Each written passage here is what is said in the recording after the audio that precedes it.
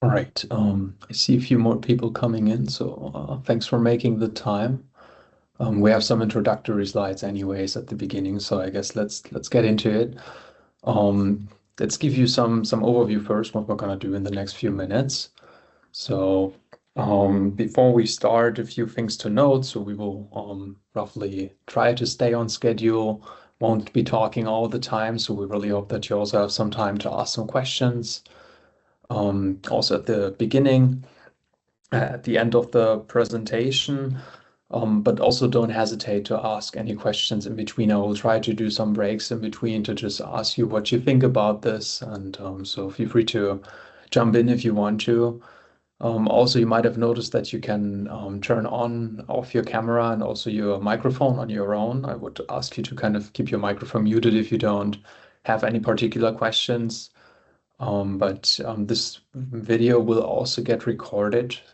So in case if you're wondering if someone can see your video there, we will blur this stuff out so no one will be able to recognize you, just that you know that we will also record this session.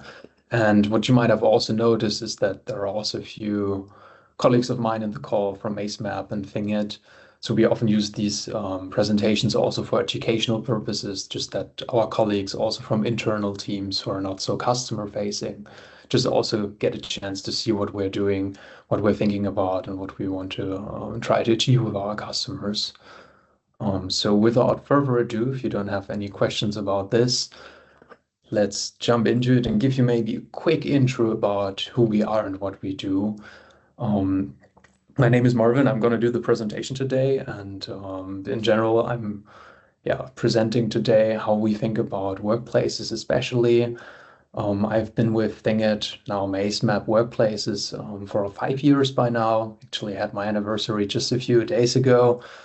And usually, when I'm not doing such presentations, I'm working directly with our customers to deploy our products and solutions to them. But I'm also working closely with them when we are looking at the data. So they are using the solution for quite some time already, and then we are trying to understand what we can do. And I'm probably speaking for everybody at ThingIt or MaceMap that we really love making offices and also technology just work together. So both kind of needs to support each other. And that's what I'm trying to show you today as well. If I'm not working, I'm also out in the mountains, so we might meet each other over there. This one was close to Barcelona some time ago. So if I'm not working, that's where you usually find me somewhere out in nature, just that you get an overview there. But I think without spending too much time about that, let's jump right into it. And the first thing I've prepared is three images that I'm going to show to you just in a second.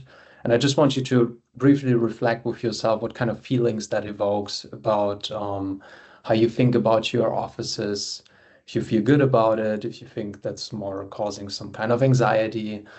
Um, so let's see how that works, just as a very brief exercise in a way. So the first image is this one. Actually, our office is in Frankfurt.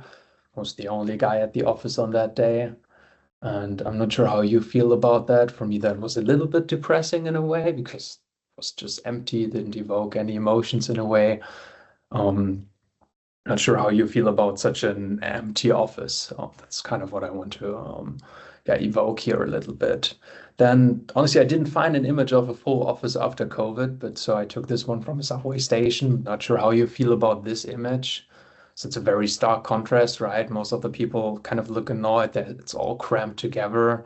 So this probably also doesn't give you the best impression or best feeling when you look at that image, maybe except for that one child giving a thumbs up in that image. Um, so let's look at the third image, maybe, just to think about how you would feel about this, maybe. Um, so in this image, you can really see that people are collaborating. There's also some free space. It also feels like I can find places where I could be on my own. It also just feels way more collaborative. People are interacting with each other or working concentrated on their own. So when I look at this image and remember the other two images, I always feel like more at ease, more motivated to do my work. And of course, I hope you've been also thinking about this, what kind of emotions this evokes in yourself. But yeah, for me, this is kind of this abstract feeling that I will try to make more concrete while we go through this webinar, that there seems to be a difference between a completely empty office an environment, an office that's totally full, and also some office that's somewhere in between that area that kind of feels a little bit more natural or might better help me in being productive at my day at the office. So let's dive into that and try to make that more concrete, what we might have been feeling here already. So one thing when we are talking with our customers is actually that we often observe that people think about space efficiency on one hand and workplace experience on the other side. So you always kind of have this tug of war that you cannot have both. You cannot have efficient space usage while also maintaining a good workplace experience. So you kind of think you need to decide between one of these two things. So we have customers that think, okay, workplace experience is super important to us, but that means we need to compromise on space efficiency. But we also have customers that kind of do the opposite way around. For them, it's more about saving on rental costs, things like that. So space efficiency is more in the focus. But we really think that this is a misconception in a way, or if you frame your problem about your workspaces just along the single axis of space efficiency versus workplace experience, you kind of miss the whole picture. And that's what I'm trying to explain in the next few slides. So what we at ThingEd have been thinking about is kind of observing that this at all of our customers, and we have customers that think differently about this. We try to synthesize that a little bit. And what we kind of found out or always see as a pattern is that you must not necessarily see those two things as opposites, two opposites of the same end. But instead, you can also think about space efficiency as one axis and workplace experience as another axis in a two-dimensional space. Can probably even be more complicated, but to keep it simple, let's say we just have these two axes, space efficiency and workplace experience. And this is very powerful because if you don't see it as one dimension, no, as two things that kind of fight against each other, but instead something that kind of complements with each other, this gives you additional room to think about this, right? So once you have these two dimensions, you can really say, okay, I now have an area that has low space efficiency, low workplace experience. I also have the case that I have high space efficiency, but low workplace experience. So essentially what I mean is kind of you get these four quadrants when you think about it like this in a two-dimensional space.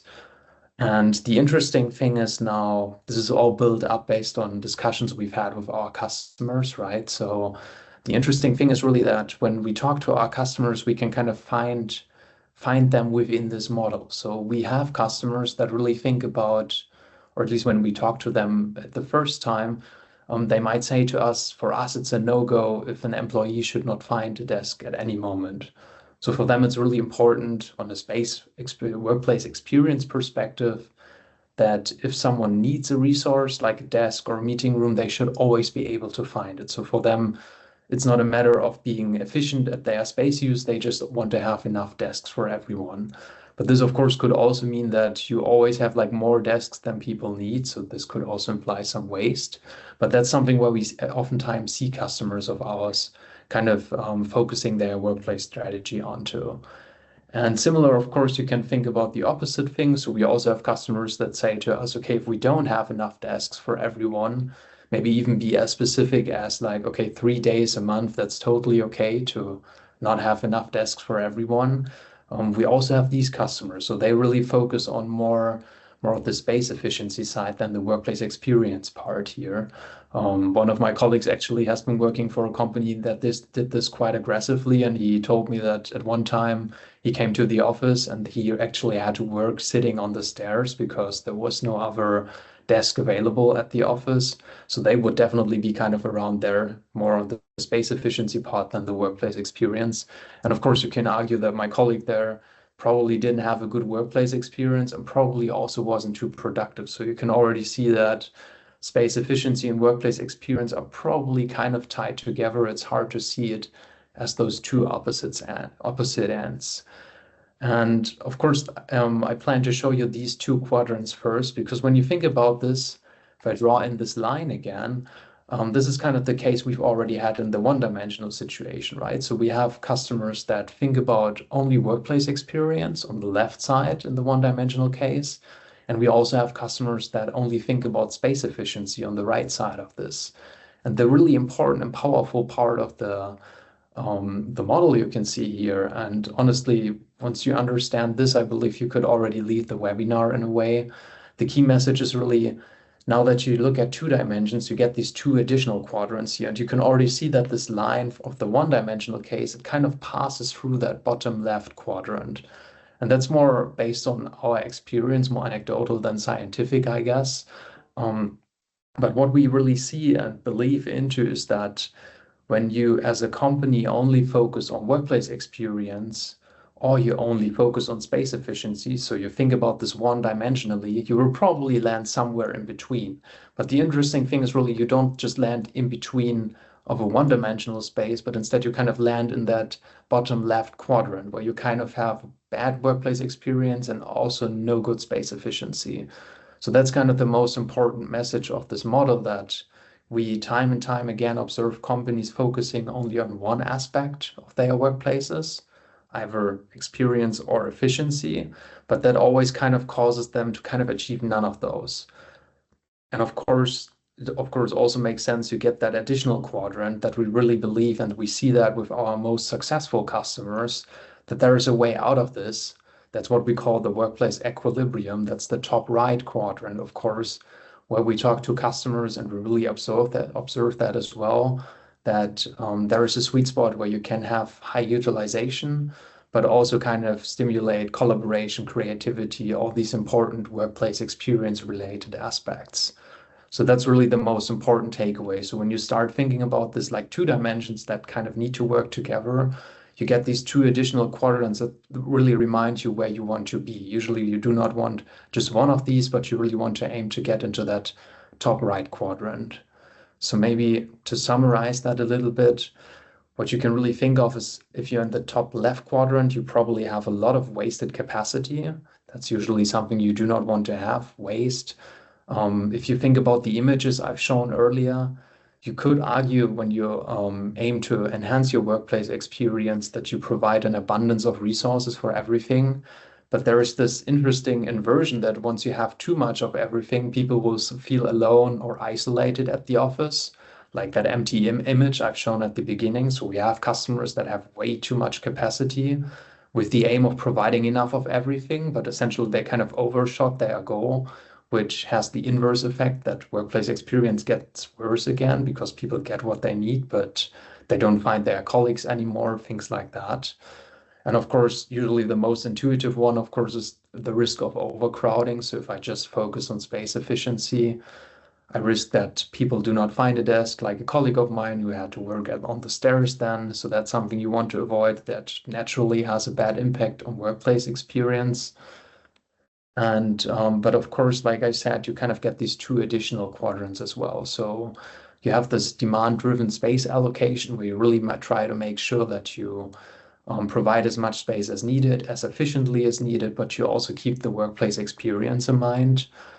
But the interesting thing is really, again, the bottom left quadrant that I just called that usually the reality, because that's where usually you do not want to end up, but that's where you end up if you just focus on either workplace experience or the space efficiency. You hope that kind of makes sense. That's honestly the, I guess, most conceptual part of this webinar.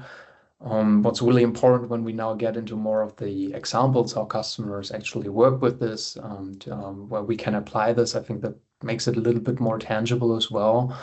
But the important part is really if you want to stay in this demand-driven space allocation part on the top right, what we also observe time and time again is really that keeping up an equilibrium, that's why we call it an equilibrium, is always a constant iterative process. It takes work to actually stay there, to always keep workplace experience and space efficiency in balance.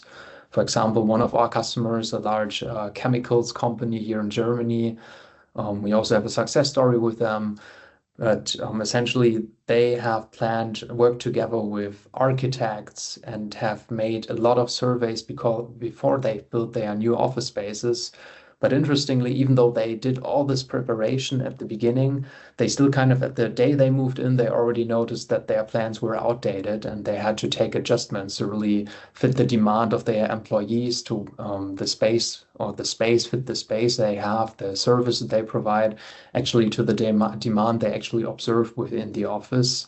So the key takeaway here is really, however much you plan, you will always kind of need to adjust, measure, then adjust again to stay up in that quadrant. So the longer you have your offices, the higher the likelihood that you kind of unwantedly slip back into the unwanted default on the bottom left there. And that's what we're going to take a look at, how you can actually achieve this equilibrium constantly.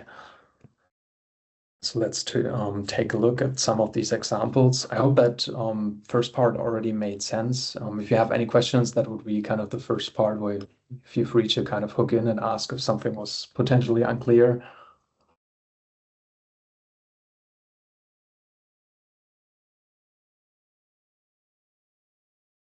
Okay, so maybe to make that a little bit more tangible, let's look at these examples then.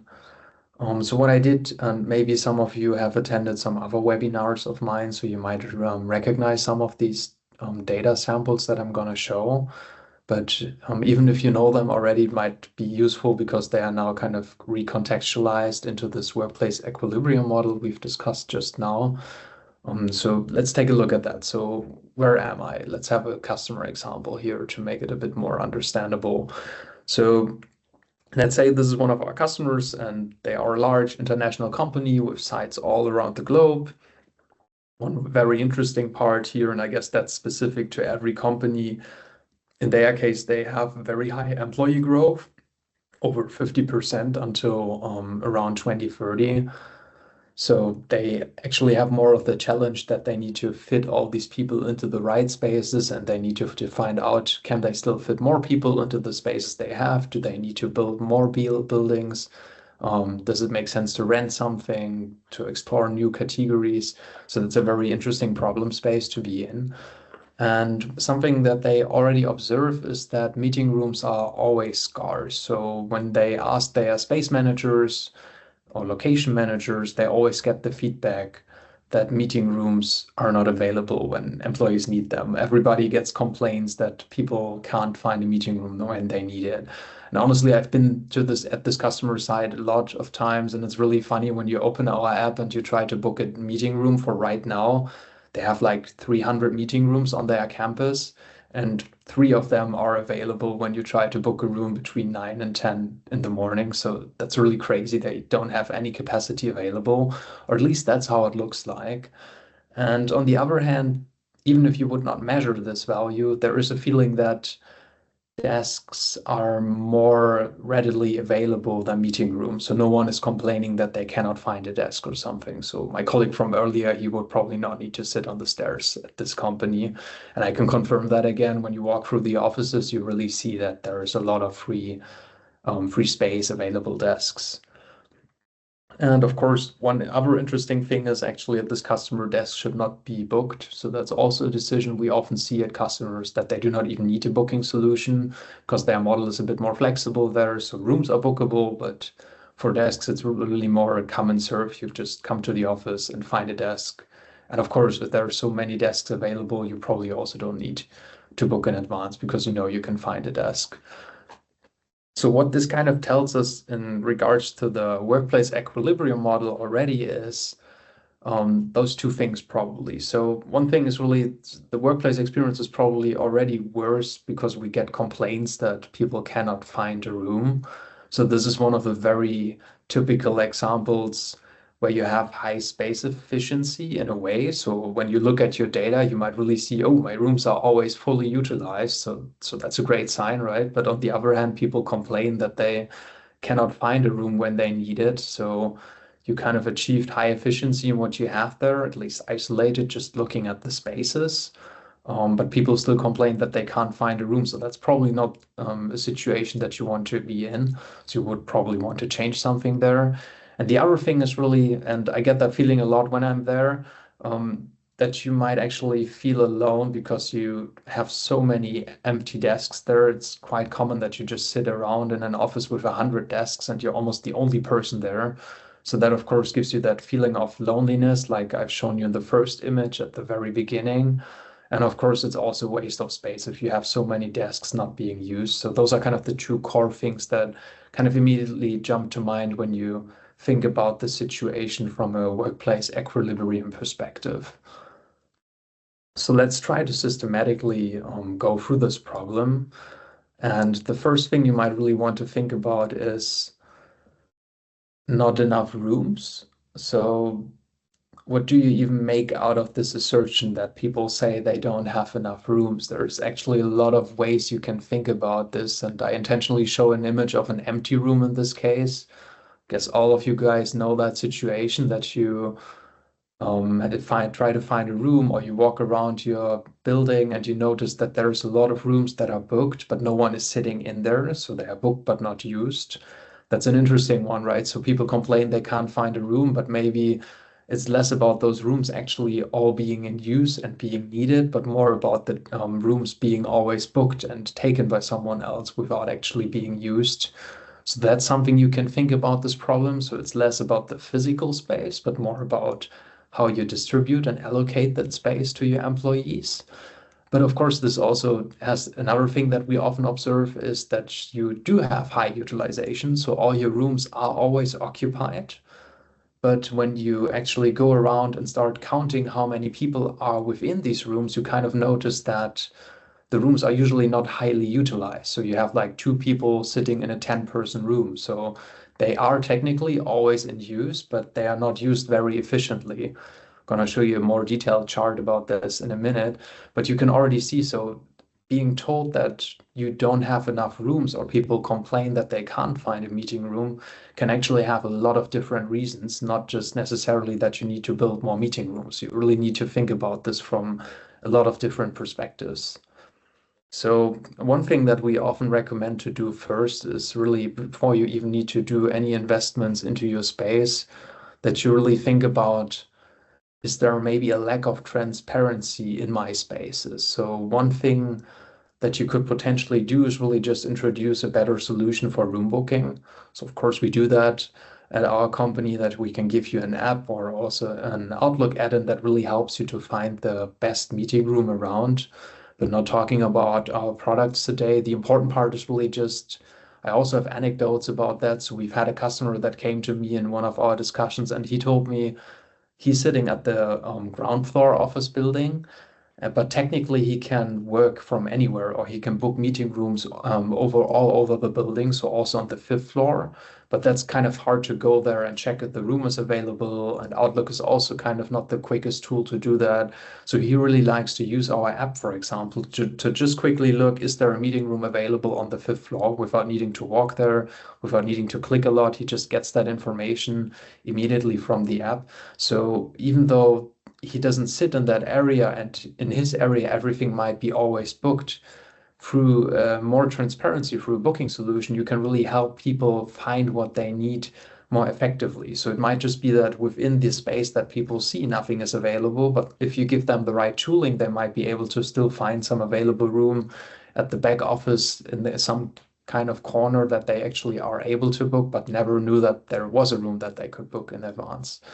So that might be a powerful tool that could even help before you do anything else, that you just make sure that people really have all the information they need. And through the next slides, you can see that on the top right here, I've always included this small indicator that acts within the equilibrium model. So in this case, this could really be an impact on the workplace experience side of things. So if you have less transparency about the availability of your resources, usually that kind of causes a negative impact on the workplace experience. So that's why the X is on the top left corner there. I hope that kind of makes sense, that you really need to make sure that people actually know what's available, because if they are just complaining about some part of it without knowing there's other stuff available, then you might probably not need to provide more rooms, but really make sure that people know what they can get. But of course, in this case, for this customer, this didn't help. So when we kind of dive into the booking data and look a little bit more on the transparency side here, what you might be able to see is that the bookings are distributed kind of differently throughout the day. So what we like to do there is, you can see that on the slide here now, is using a carpet chart. I'm not sure if you know these carpet plots. Essentially, they're pretty easy. So in this case, you can really see per day, per hour, how many rooms were booked in that time frame. So green means kind of there were almost all rooms available. The redder it gets, the more rooms were actually not available at that time frame. So you can really clearly see that there is some kind of system behind when rooms are actually not available in this case. So you can really see, for example, that in the morning hours, if you would come a little bit earlier to the office without changing anything on your spaces, so this is another case of transparency really, you could still find rooms that are available. So your employees could really think about, okay, if I get this transparency, I know there are rooms available in the early hours. Maybe there's some app that supports me there as well to find these rooms, find these time slots. I might still be able to find something. And of course, that's the most interesting one. I love to see that at customers. In this case, they all go to lunch around 12 to 1 a.m. or p.m. So you can also see that in the data, of course. So that might be a bit controversial, but you could also do a meeting around lunchtime. Usually there you also have some capacity available. And of course, same with the early morning hours, you could also think about having your meeting a little bit later in the day, where usually you can also more easily find a meeting room. But of course, on the other side, this also tells us there does seem to be a real problem around those typical meeting hours from 9 to 10. There, we really seem to get into this red area where no meeting rooms are available. So this kind of tells us, okay, probably we might need to think about doing something about these peak hours. So what we then often see, and I've brought that up earlier already, is that often we see meeting rooms are booked but not used. I like to call that zombie meetings, for example. And that's something we can actually prove for this customer. So the cool thing is at this customer, we have sensors installed in all of these meeting rooms that tell us the occupancy of these rooms. And of course, we also get the booking information from tools like Outlook. So what we can do is really plot the bookings of those rooms and the occupancy based on the sensor data onto a graph, and you can really see the differences between that. So in this case, the blue line are the room bookings, the more turquoise line is the occupancy measured by the sensors. And you can already see this is kind of the same as the carpet plot, just framed a little bit differently, but you can still kind of see, okay, in the morning hours, there's not much, the curve is not too high. Then you always have this lunch break drop down, and then you have also the drop down after kind of the standard office hours. You can also kind of see that Friday is usually a little bit less of an issue than the other days of the week. But what's more important is really that when you look at booking data, that might only bring you so far. So we would always argue you would probably also want to bring in some kind of sensor data here. Because when you look at these peaks, for example, you can really see, especially at the times where we've seen that there's not enough rooms available based on the booking data. So especially at these peak times before lunchtime, those are also the cases where rooms seem to be booked but not used the most. So where bookings and occupancy actually start to differ. So that's a very interesting thing, right? So that kind of tells me, okay, those rooms are all booked. People are complaining about it at peak hours because other people really need those rooms. But it looks like a lot of those people that book these rooms do not actually use that. And so that might be something you would want to optimize as well. Again, you can work on this to increase the booking discipline of your employees without changing anything with your space composition whatsoever. So this might really be low-hanging fruit. Of course, this also kind of accounts for the evening hours. Interestingly, there you often see an inversion. So you see people not booking, but still using the room. So oftentimes you see that the occupancy gets bigger here. But what I really want to show you here is really that you need to think about this always from two perspectives. So you have the bookings that tell you a story, but usually the occupancy also tells you a different story. And often it's important to kind of think about those two things, how they work together. So what we often do with customers in this case really is that we introduce some kind of mechanism that when a room is booked, but it's not in use 5 minutes after the meeting has started, we give the user a warning. And if they still don't show up, we kind of release that booking again. So we have customers that save like thousands of hours per month within their buildings just by kind of automatically releasing rooms that are not in use. So if you're interested in that, feel free to ask a question about that at the end. Happy to dive into that further. But that usually is a huge potential to save on spaces. What you might also already see here, based on the differences of the curves, it does not really look like this would be enough in this customer's case to reduce the issues with the meeting room. So even though the peaks are a little bit less when you look at the occupancy, even if you would perfectly release all these zombie meetings, you would probably still have quite the high utilization and still get complaints through peak hours. So you will probably need to do something with your physical spaces as well to optimize that a little bit. And I've already mentioned that also at the beginning that oftentimes spaces might be occupied, but they might not be utilized perfectly. So the amount of people in that room do not really fit to the amount of capacity that that room has. And the cool thing is that this customer, we actually have people counters that can give us this detail. And this is also the first one that I really like to show as an example of the unwanted default, where you kind of unintentionally slip into that bottom left quadrant of the workplace equilibrium model. Because when you think about this, in this case, the customer built this building where we took these measurements. They built it before COVID. So everybody was intended to come to the office every day, roughly. So usually you have some kind of key that tells you, okay, if I have X amount of people assigned to this building, then I need Y amount of meeting rooms for these people. And you kind of see that in the data as well. So when you look at this, you can really see that the blue color, the supply side of things, is usually for meeting rooms that are of the capacity of 7 to 8. That's way larger than the demand we actually measure. So demand in this case is coming from people count sensors. So we actually count how many people are in these rooms. And you can really see that most of the times, there are way less people in these rooms of capacity 7 to 8 than we actually provide of them. So we have a lot of overcapacity in this case. And what's also very insightful is that, of course, you also have a lot of people being counted, or the demand for meeting rooms that are smaller than 7 to 8. That's actually way higher than what we provide of this kind of room size. So you really have this discrepancy that you have way too large, or at least larger meeting rooms than your average meeting team size actually is on site.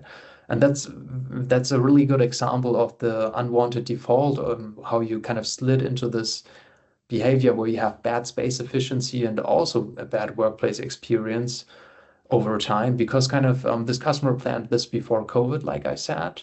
So they kind of thought everybody would come to the office, but now not everybody's coming to the office. You see that in the demand. So the average meeting size naturally also decreased and is way less than what they've built the building for or planned the meeting room sizes for. So this is really important. We see this with a lot of customers, that the planning they did at the very beginning, like our chemicals company, for example, the planning they did surveys and so on. Over time, I'm going to guarantee it, at some point, the plans you made will not be correct anymore, and you will kind of unintentionally slip into that bottom left quadrant again. So that's why it's so important to always measure and find out, am I still in that optimal environment, or am I kind of starting to slip down there because, for example, the demand for my meeting rooms has changed? And of course, it doesn't need to be something as dramatic as COVID. Could also just be that new teams are assigned to a space, and those teams have a higher or lower demand for meeting rooms. So this can always change, and you kind of need to keep that in mind when you plan your spaces, and also really think about this, how you want to iteratively change that to always stay in that upright corner. So that just as a first example of that unwanted default and how you might be able to detect that. So what we could do at this customer is really just resize the rooms and make sure that we have the right supply of room capacity based on the demand we've actually measured. but that might also still not be enough. So if you remember at the very beginning of the scenario, what I've mentioned is that this customer also does not seem to have an issue with desks. So that might be a natural thing to think about now, that we could also maybe change something in the allocation of space to desks and maybe allocate that to meeting rooms instead. And the cool thing again is, you see, I'm kind of trying to be data driven here. When we do this with our customers, I really recommend to always have sensors in place as well. The cool thing at this customer is that we also have sensors installed at all of their desks, so we know when they are utilized and when not. So if we go back to the chart we've looked at previously and introduce a desk occupancy, a curve for the desk occupancy here as well, what you can really see is that what we've already kind of had as a gut feeling, that desks are not fully utilized. And you can see that here in the data. So the green line here tells you what was the maximum occupancy. So what was like the most amount of desks used on a particular day. So it's a bit simpler than the room bookings, a bit less granular. But that's kind of intentional because usually you're only interested in kind of the most desks you needed per day. And you can still see, even though we use this very conservative metric, we are still not even at 70% of desk capacity. So again, you can see that on the top right, I put this into the unwanted default, into the bottom left quadrant of the workplace equilibrium model, because this is something you definitely do not want to have. So you have people complaining that you don't have enough meeting rooms, but at the same time in the data, you see that your desks are not fully utilized. So you have an oversupply of desks, but an undersupply of meeting rooms. So definitely not a right fit. So that's something you would probably want to look at as well. So in this case, what we would definitely recommend is that you kind of reduce the amount of desks provided and probably shift more to an increased supply of meeting rooms. So that's a very powerful thing. Maybe also some anecdotes to that. That's something we see with a lot of customers. I would also be interested if that's something you see at your companies as well. So especially after COVID, we just see this huge push into more collaborative work at the office. So people do not come as much to the office anymore to just work at a desk. Usually they more come to the office to organize themselves, have some brainstorming meetings, whatever you might do at the office, but usually it's as part of the team. And then you might need a meeting room, of course, instead of just a desk. So you really naturally see that people ask more for meeting rooms than they ask for desks. And that might be different than what you might have had in the past. So again, this is a very good example of that unwanted default that you really should measure, find out, does that still fit my meeting room to desk mix, or should I maybe change something there? It's maybe something for another webinar as well, to really explore what is the ratio between meeting rooms and desks, and what are the kind of the KPIs in that regard. Happy to dive deeper into that. Okay, so with this information, maybe one more thing about the data here. When you now know you want to reduce desks, what we would definitely not recommend to do is now to say, okay, I have like 30% of excess capacity. So I'm just going to take away from every team sitting in that area. I'm going to take away 20% of that capacity. That's something we would never recommend you to do. That's kind of what head to desk ratios would kind of imply to do. So you just apply a more strict head to desk ratio to the entire building. That's not something we would recommend to do to kind of increase the desk utilization here. The reason for that is, I'm gonna show that to you just in a minute. So the reason for that is really that when you look at the occupancy per area within your building, so in this case, this is an example floor, and we actually look at each area here, their peak occupancy. So this is kind of still the same data as in the chart before, but this time we look at it from a per space perspective. So each area kind of belongs to a team, for example, or a different activity. And you can really see what's interesting here is now when you get on this very granular level, which head to desk ratios cannot really observe, you can kind of see the obvious things. So meeting rooms are always fully utilized on the space. So that's definitely something we want to make better, of course. That's what we already knew. But what's also important is that the demand in each of these areas differs by quite a lot. So for example, if we would really now say, let's reduce each department's desk allocation by 20%, that team on the upper left side there, they would definitely complain. They are probably the ones that go to the workers' council and say, we can't do this. Our team actually needs more desks. You cannot take away even more desks from us. that's not possible. So that's a very important thing to be aware of. Each of your teams probably has different kinds of demands. So we've always looked at the big picture now, but even when you zoom in onto just one particular floor, even there you will probably see a lot of different demand patterns unfolding.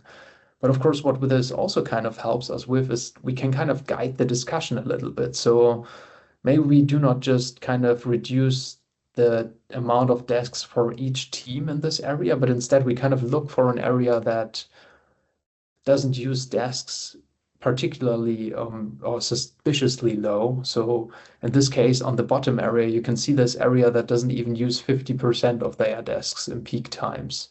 So, and even conveniently, it's on the opposite side of the existing meeting rooms. So this, of course, kind of gives you a very nice guide to decide that this is the perfect area to kind of reduce desks, even more aggressively maybe. So you could potentially reduce like 30% or 40% of desks in this area to really make space for some additional meeting room capacity. So the important takeaway here, and why I put it on the kind of top right quadrant, this is what we as Mazemap Workplaces, as Fingit, really think about. What we believe in is that you really need to go onto this granular level, and the best case also use sensors to kind of support this story with trustable data, that you really can see these different use cases and then really have the discussions per floor with the floor managers where you can optimize based on whatever your corporate strategy might be. So that's what we really believe. That's what's kind of differentiating our most successful customers from others, that they are really thinking about this from this perspective. So there are no strict head-to-desk ratios. Instead, they really look at each of these individual demands and try to optimize that, always with both space efficiency and workplace experience in mind. So to summarize all that, so where we started is kind of this idea that space efficiency and workplace experience is not possible to be combined. So, or at least you kind of need to decide to optimize one of those. But what we've kind of learned, and I hope I've kind of shown that in the data now as well, is that this is usually not how it goes. So usually when you start to optimize one of those, you end up in this awkward bottom quadrant where you kind of achieve neither of those. So for example, you have kind of a really good meeting room utilization, but at the same time, people complain that there is not enough meeting rooms, or you have kind of nice meeting room utilization, but you have way too many desks being provided, way fewer than needed. So there's a lot of things you might want to change. So the important thing is really you need to kind of look at space efficiency and workplace experience as two sides of the same coin in a way, or as two axes within the two-dimensional space, because that really gives you that full perspective that if you want to stay in that top right quadrant of kind of optimizing both of these things, you kind of need to go iteratively through this, always reflect what you do to kind of avoid getting back down there. So we would always recommend that you do not just look at space efficiency or just look at workplace experience, but that you kind of look at it holistically and always think, what is the kind of problem I currently see in my data? In which quadrant am I probably here, and what could be a measure to kind of optimize that, to balance that more out, to achieve that workplace equilibrium again. Okay. And that's actually all I wanted to show today. So I hope you already have some questions about this. Happy to dive deeper into this. Of course, if you have any additional questions, just feel free to ask. It's always interesting to also look at your situation, the problems you have. So feel free to raise any questions also after this meeting. A lot of my colleagues are in here as well that might be happy to follow up on this. What I also like to start the discussion with is, of course, how do I even quantify something like workplace experience? I think there's a lot of things how you can think about this. For us, we often use occupancy to kind of infer that there's a high workplace experience. So if you like provide different services within a building, and you see actually after you started providing those services, you see an increase in occupancy, that might be a good indicator for workplace experience being better than before, because people voluntarily come more to the office. But of course, there's like tons of different ways how you can think about this. I think Fingit or Mazemap Workplaces, we probably cannot even give you the full answer there, but yeah, I always like to ask this question, what would be your ideas how you can even measure something like workplace experience in the end?